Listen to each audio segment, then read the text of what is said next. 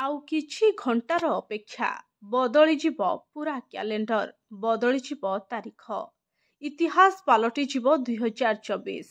ଆରମ୍ଭ ହେବ ନୂଆବର୍ଷ ଅର୍ଥାତ୍ 2025।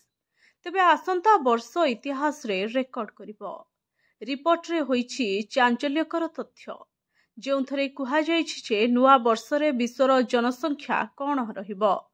ବାସ୍ତବରେ ଏହି ବର୍ଷ ସମଗ୍ର ବିଶ୍ୱର ଜନସଂଖ୍ୟା 7.1 କୋଟି ଲୋକ ବୃଦ୍ଧି ପାଇଥିବା ବେଳେ ନୂଆ ବର୍ଷର ଆକଳନ ଆଶ୍ଚର୍ଯ୍ୟଜନକ ବୋଲି ଚର୍ଚ୍ଚା ହେଉଛି।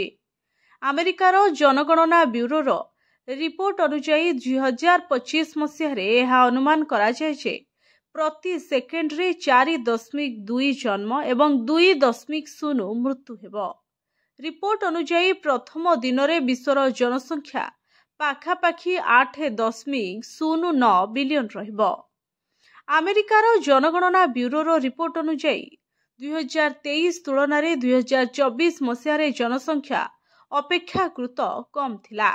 2023 ମସିହାରେ ବିଶ୍ୱର ଜନସଂଖ୍ୟାରେ 7.5 କୋଟି ବୃଦ୍ଧି ରେକର୍ଡ କରାଯାଇଥିବା ବେଳେ ଆମେରିକା ବିଷୟରେ କହିବାକୁ ଗଲେ ରିପୋର୍ଟରେ କୁହାଯାଇଛି ଯେ ଚଳିତ ବର୍ଷ 26 ଲକ୍ଷ ଜନସଂଖ୍ୟା ବୃଦ୍ଧି ପାଇଛି।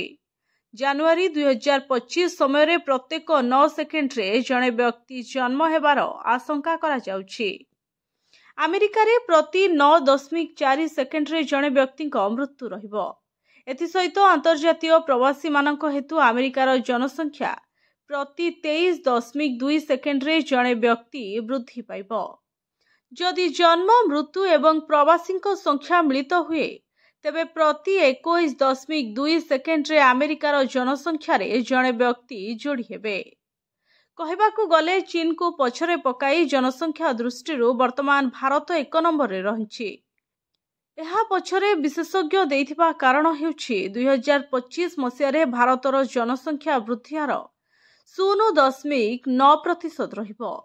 2025ରେ ଭାରତର ଜନସଂଖ୍ୟା 146 କୋଟି ହେବାର ସମ୍ଭାବନା ରହୁଛି।